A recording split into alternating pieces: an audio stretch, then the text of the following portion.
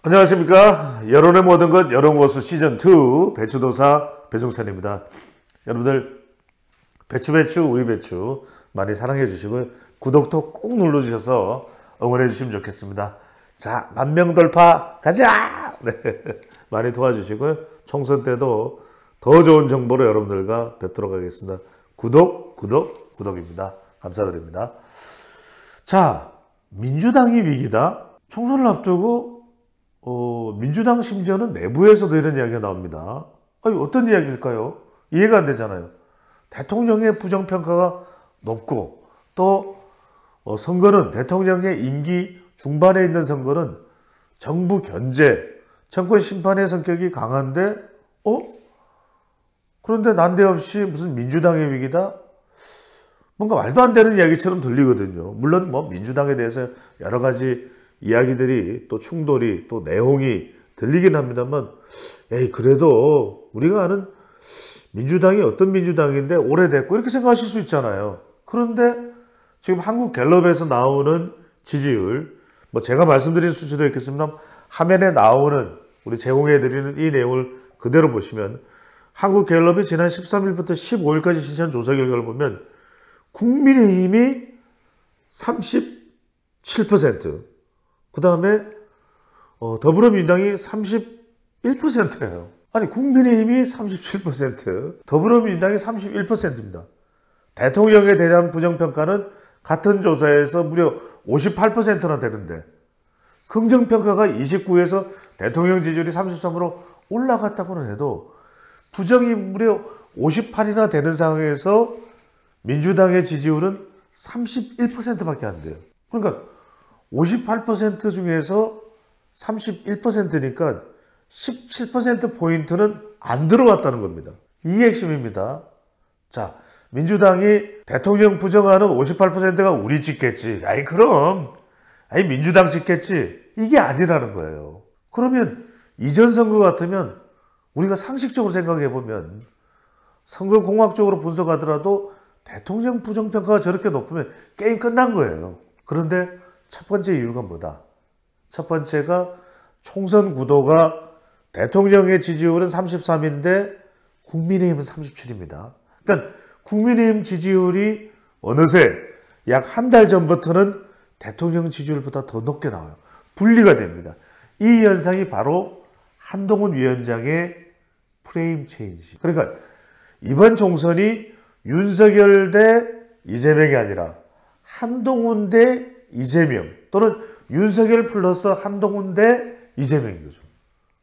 이러다 보니까 국민의힘은 더 발광체에다가 반세일까지 얻어서 지지율이 올라가는 거고 지금 민주당은 이재명 대표를 둘러싼 또 친명과 친문을 둘러싼 문제가 해결이 안 되고 있어요. 이러다 보니까 지지율이 그대로입니다.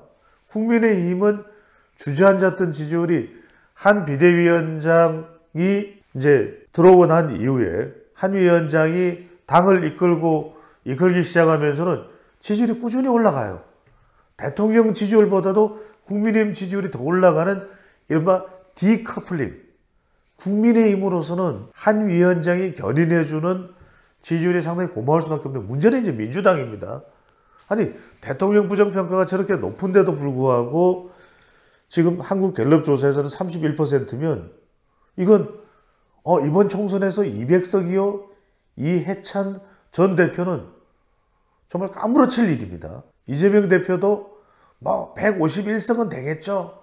이렇게 가반 정당을 자신했지만 전혀 그럴 수가 없는 상황이에요. 이 지지율을 보면. 자, 근데 이 지지율의 내용을 조금 들여다보면 서울에서도 국민의힘이 앞서지만 인천 경기는 그래도 민주당의 아성이잖아요. 이재명 대표가 전 경기지사, 현 김동연 지사도 민주당. 우리가 경기도는 또 인천에는 뭐가 있습니까? 인천 계양을 국회의원이 누구예요? 이재명. 송영길 전 대표가 이재명 대표에게 지역구를 고스란히 물려줬잖아요. 그것도 말이 많았죠. 그런데 그러면 당대표가 인천에 있고 그 다음에 민주당 전현직 경기지사가 존재하는데 인천 경기가 더불어민주당 35, 국민의힘 32. 3%포인트밖에 차이가 안 나요. 한 비대위원장은 가는 곳마다 경기도에서 서울과의 연계성을 이야기하거든요. 의정부 가면 서울과 연계해서 개발될 수 있다, 편입될 수 있다. 김포 가면, 고양 가면, 안양 가면, 과천 가면. 근데 뭐가 없어. 계속해서 끊임없이 민주당으로부터 나오는 이야기는 김건희 특검법 해라, 김건희 명품백 조사해라, 이 이야기 말고 유권자들의 귀에 물론 발표는 하겠죠. 근데 안 들려. 잘 정책 발표하는 게. 근데 이게 제일 중요한 거거든요. 그러다 보니까 지금 이재명 대표가 뭔가 적극적으로 개혁의 선봉장 또는 사이다. 민주당 지지층들이 이재명 대표를 좋아했던 것은 사이다였던 거예요. 근데 지금은 어떤 반응이 나오냐.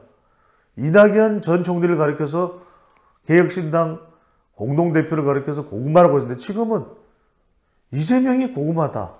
이런 평가가 나오는 겁니다. 두 번째. 자, 지난 4일 이재명 대표가 경남 양산 평산책방으로 문재인 전 대통령을 찾아가죠. 갔더니 막 문재인 전 대통령이 완전히 이 환영을 합니다. 대환영을 해요. 오, 왔어요. 그 상처가 어때요? 부산 피습 당했을 때 그 상처잖아요. 오, 상처 봐요. 아하, 이거 상처 자국이 있네요. 이러면서 막 뜨겁게 포옹을 해줘요. 그런데 그 이유는 뭐냐? 어떻게 보면 부탁을 한 것이고 어떻게 보면 경고를 한 거예요. 부탁은 뭐냐? 오, 이 대표 우리 친문 문재인 정부 사람들 챙겨줘요. 챙겨줘요. 그겁니다. 또 하나는 뭐냐면 정만약에 대충돌이 있으면 언젠가는 만약에 이게 큰 파장이 돼버리면 문재인 전 대통령도 이재명에 대해서 참지 않겠다. 가만히 있지 않겠다라는 그런 경고일 수도 있어요. 자, 그런 효과 덕분일지 고민정, 문재인 전 대통령 가급적 고민정 단수 공천으로 발표됩니다. 그리고 또 문재인 정부 때의 인사들을 영입하겠다고 막 설레발을 칩니다. 발표가 나옵니다. 근데 문제의 핵심은 뭐냐? 자, 이게 지금 민주당 지지율에도 어마어마한 영향을 미치는 게 첫 번째, 조국 신당은 어떡할 거냐고요. 자, 조국 선당 때문에, 조국 전 장관 때문에 2019년 9월 달에 문재인 전 대통령 지지율 내려갔었는데 지금 조국이 등장하니까 또 윤석열 대통령의 지지율은 또 올라간 것 같아요. 그리고 조국이 등장하니까 벌써 민주당에서는 막 부들부들 떨면서 박홍근 단장은 우리 민주당은 조국 신당 같이 안 합니다. 선을 그어버리죠. 엄청난 후폭풍, 역풍이 불러올 수 있거든요. 게다가 조국이 민주당으로 들어오게 되면 이거는 라이벌이에요. 이재명이 라이벌이 되니까 이 라이벌 싫어요. 또 하나가 뭐냐면 추미애 전 장관이 죽으라고 공격하는 임종석 전 실장입니다. 자, 임 전 실장은 이거예요. 아니, 공정한 기회를 달라. 출마하겠다고 공천을 하는 사람이면 아니 규정된 당헌 당규에 따라서 경선을 해서 평가를 하면 되는 거 아니냐. 그런데 왜 추 전 장관이 출마하라 마라 정권이 교체된 거에 대한 책임을 윤석열 대통령이 발탁한 것에 대해서 임종석이 책임져라 문재인 책임져라 이거 왜 하냐 이거잖아요. 그러니까 이것도 밑바닥에 깔려있는 정서는 뭐냐면 임종석 실장이 전 실장이 들어오는 경우에 어떻게 되겠습니까? 친문의 자장이 되면서 이재명의 강력한 라이벌이 됩니다. 그러니까 이재명 대표가 만약에 재판 결과에 따라서 감방을 간다. 그러면은 그 자리가 어디로 가겠어요?